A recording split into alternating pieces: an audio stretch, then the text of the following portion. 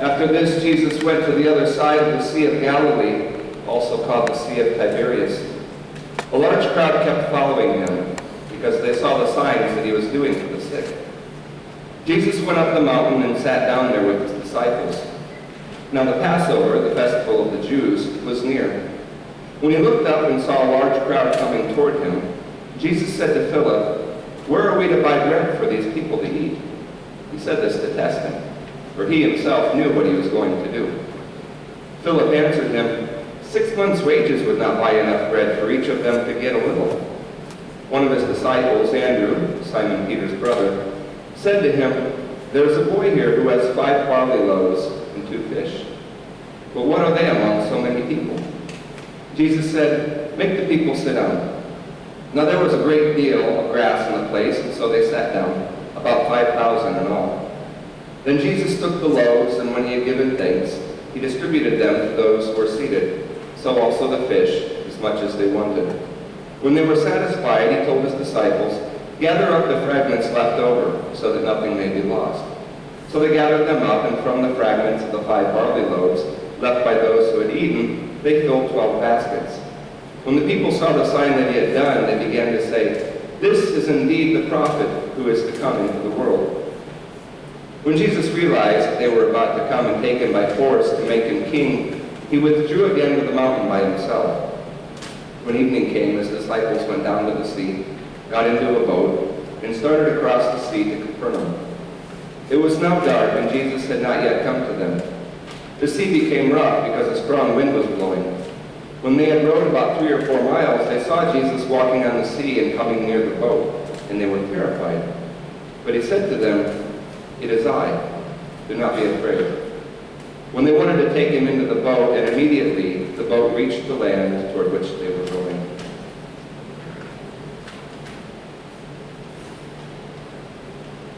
So, here they are, Jesus again doing his magic tricks. People are impressed, and all of these crowds start to gather to see what will he do next. Amazingly impressed by his feats. And sometimes even his disciples would do something that was interesting, and so the people kept gathering, and they kept gathering. And Jesus looks upon all these people and he says, how are we going to feed these guys? He already knows what he's up to. He's already got another trick lined up in his sleep. But the disciples say, "You got to be kidding. 6 months' wages wouldn't even put a dent in feeding all of these people. Why are you asking us this?" And one of the other disciples says, "Well, I did see a little boy with a couple of fish and 5 loaves of bread." Jesus has them pass it out. And amazingly, from such a small quantity of food, 5,000 people, and some verses say, not including women and children, these people are fed. They have plenty. They have enough. And this is the message that we seem to get out of the Bible, both Old and New Testament, that God will provide no matter the circumstances, no matter how meager or small our resources seem to be, that somehow God will take what little we have and create enough that we will always, always have plenty. And so we don't really become concerned about our resources. We don't really worry about how much we have, because we have this promise, among others, that we will always be provided for. Thanks be to God. Except when there isn't enough. Except when people are hungry. But how does that happen? We have our promises to stand on. Ever hear of the Rapa Nui, the people of Easter Island? Remember those funky hats that they made? The moai, right? And they had them all over the island. And they were so enamored with making these heads and putting them throughout the island because they were a symbol of the faces of their ancestors. It was deeply ingrained in their religion, in this weird mix between the Catholicism that had come over with the Spanish found Easter Island and their own native religion. And so they have all these heads all over the island. But you gotta get them around somehow. These things are really heavy. They had the mines the quarries where they got the stone, right? And they built these things. But in order to transport them, they had to have something to be able to move these. You can't carry them. So what do? You cut down a bunch of trees, and you make logs, and you line them up end over end, and you push them, and you roll them. So these logs are side by side, and then you take the logs in the back, and you move them to the front. And you just keep on pushing across the island until you get to a place where you want it to be. And you stand it up to let it rest there. Well, the problem is, this is a small island. They never had very big trees. They never had many trees to begin with. Because of the climate, it was hard enough to have vegetation. And these people, their main source of food was fish. But the fish didn't just nicely come up to the shore and jump into the sand and say, here we are, eat us. They had to build these little catamarans and spears, and they had to go out a ways into the ocean and spear the fish and bring them in. Well, what happens when you cut down all the trees to move the moai? You can't build boats anymore. You can't build spears anymore. So there's not enough food to go around for all of the people. When you cut down the trees, some other things happen. Some ecological ramifications, such as erosion, and things like this. And when the erosion gets out of control, it becomes harder to grow vegetation. So what little they had, now there's even less. So what happens? People fight over the resources. A civil war breaks out. People are killing each other off. People are starving. Mass chaos. And before you know it, the island has 1/3 of the population that it had before. Merely because they weren't paying attention to their resources. They thought they had plenty. They weren't sitting there and calculating that if we keep cutting down these trees, this is what's going to happen. These people were Catholic. They were Christian. Yes, they had their own native religion, just like anybody else that when the Catholics came into town and merged their religion with the native religion. They had their promises. The promises. I wonder if they ever read this passage. I wonder if it was ever translated into their language. Perhaps they thought everything was always going to be okay because they had a promise from God. They would always, always have enough. But it's interesting. Thank you. Thank you. Yeah? Go ahead, put them on. I'm going to put them on.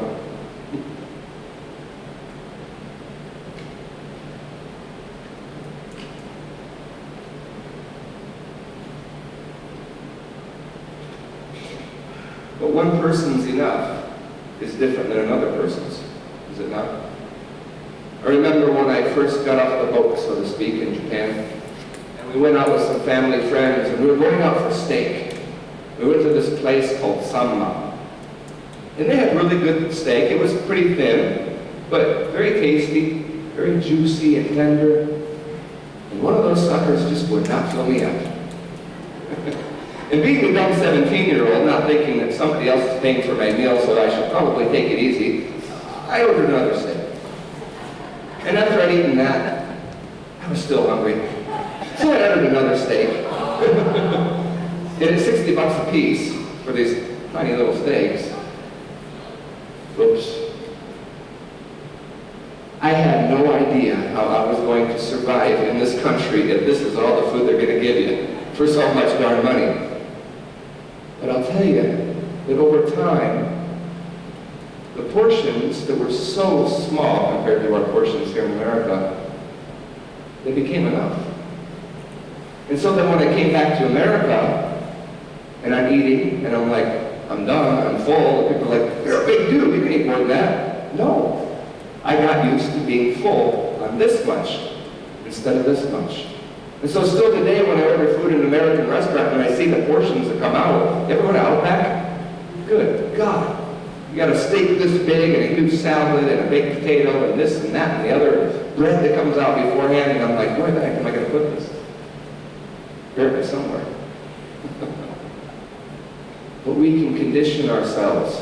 It's in our conditioning that tells us what's enough and what's not enough. But we have this mindset, see, that says, no, I need more. I need more. In order to be filled, I need more. And in that is the true miracle. It wasn't that Jesus went and took this little bit of food and magically turned it into a bunch of food so that everybody got so full and there was even stuff left over. The miracle was in this. See, all of these people come looking for Jesus. They wanted to see his tricks. They wanted to see what he was doing. They wanted to make him king. They remembered the promises, right? They remembered this promise that we read last week of an eternal king sitting on the throne of Israel. They knew it was time to get that king back. They hadn't had that in many, many years, many hundreds of years. So all these people journey out to find Jesus and to see what he's going to do next. And they take food with them for the journey. But see, some people didn't have as much resources as other people, and so the food that they took with them for the journey ran out a lot faster than other people's. And so all of a sudden you get all these people together.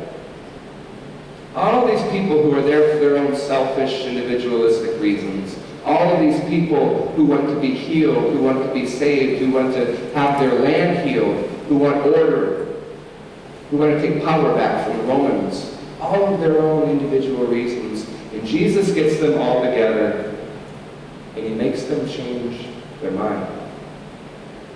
He makes them think differently. He shows them compassion and makes them show compassion to one another. And so all the food that these people had brought, those who had none and those who had plenty, they pulled it together and they shared. And in sharing, everybody was able to have plenty. And there was still some left over. That was the miracle. Going into a group of stubborn, individualistic, selfish people and teaching them to have compassion and to share. I'm telling you what, Jesus is walking this earth as God. I'm sorry to tell you, it's not that impressive if he snaps his fingers and makes a bunch of food. I mean, God for Pete's sake. But convincing people to change their minds and do something different and see one another differently, that is impressive.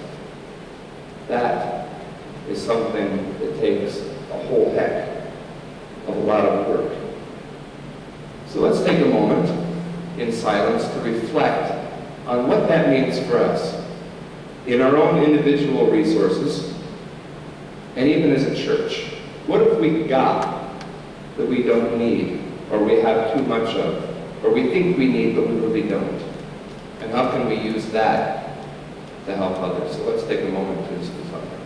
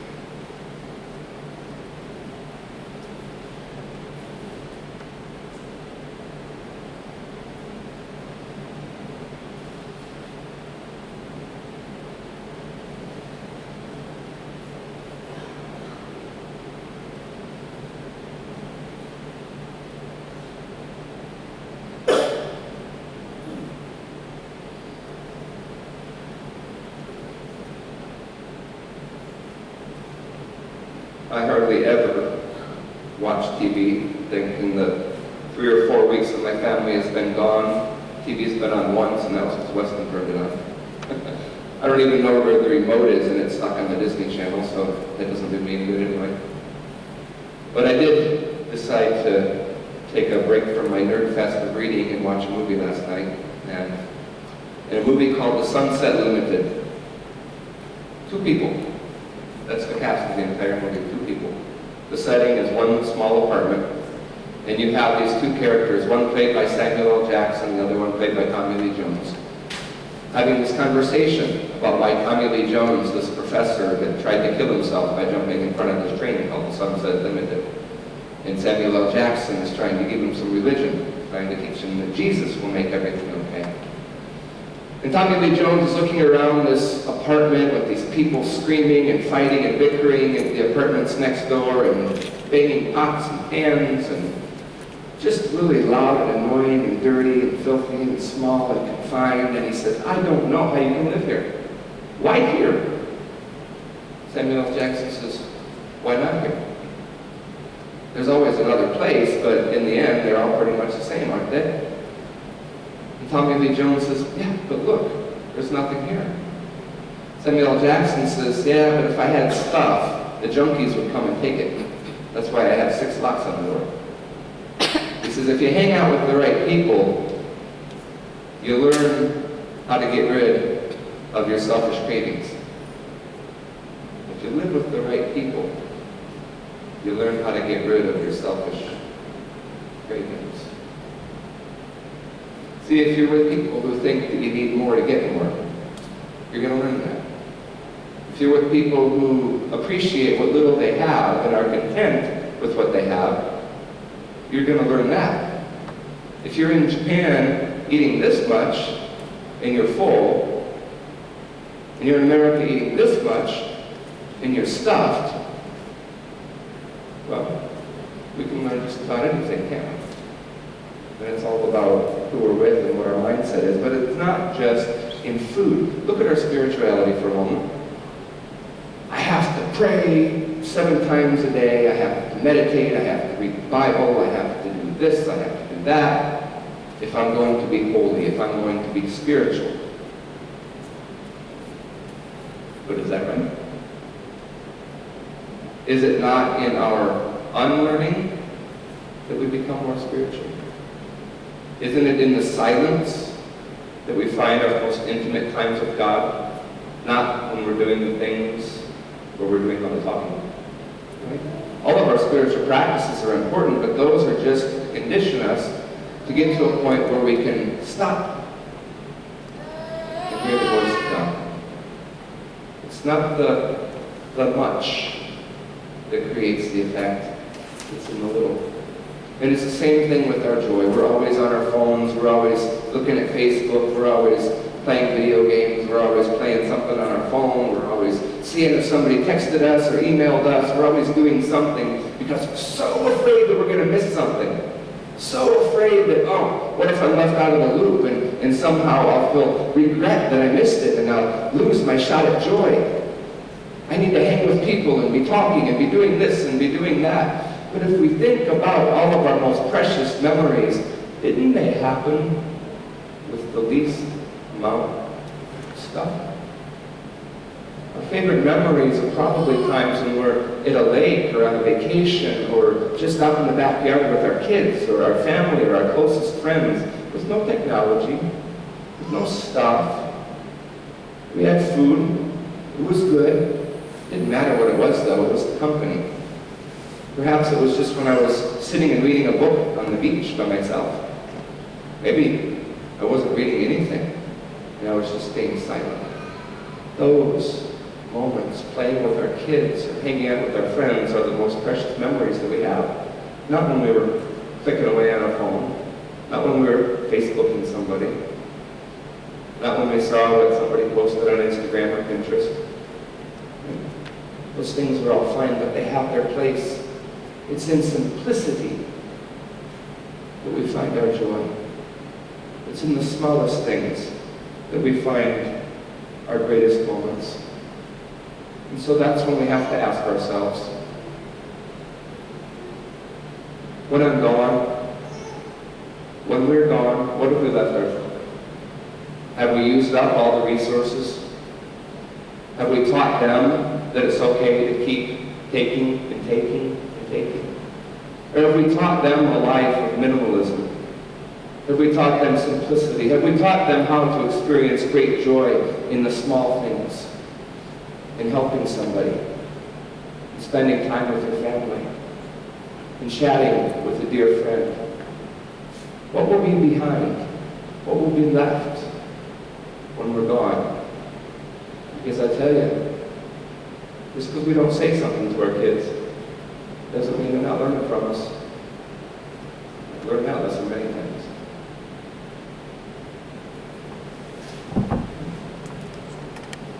Will you please stand and sing this with me?